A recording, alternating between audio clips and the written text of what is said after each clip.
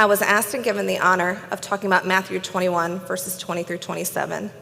This is stepping out of my comfort zone, but the more I read into this passage, the more I realized how this speaks on current issues. Hypocrisy. This is always an uncomfortable topic, but this is what Jesus speaks on. As Jesus is walking to the city, he becomes hungry, so he comes upon a fig tree. But Jesus uses this fig tree as a symbolical reference for the people following him. You see, this fig tree had 0 figs on it, just leaves.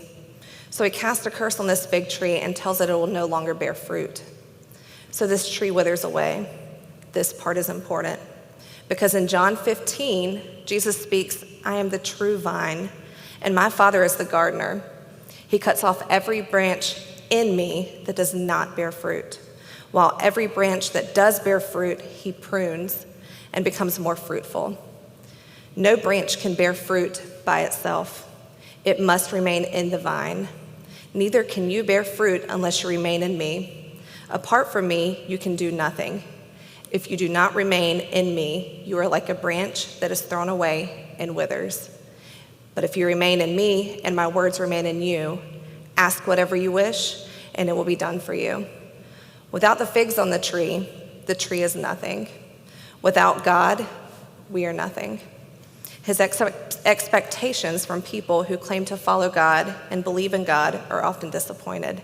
He comes to many seeking fruit, only to find that they have no fruit. So the second part of this verse, verses 23 through 27, continues on about speaking on hypocrisy. Jesus comes into the temple, openly appearing as the Messiah. The chief priests become offended and question Jesus. They question his authority. By whom do you have this authority to do these things? Jesus questions them with this. He says, "I'll answer your question if you answer mine first. The baptism of John, did it come from heaven or from man?" The chief priests know this answer, but are actually more afraid of the shame of lying and fear of the multitude of people who see John as a prophet than of the sin. So instead, they plead the fifth and say, "I do not know."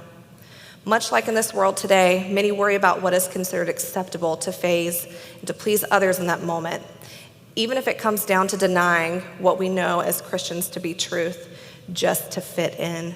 So I'll leave you with this. Do you want to fit in, or do you want to stand out and acknowledge by shouting to the world that what God can do in your life? Or do you want to stay in your comfort zone and be like the withering tree that bears no fruit? Or be on the sidelines of comfort by taking the easy way out, saying, "You don't know"?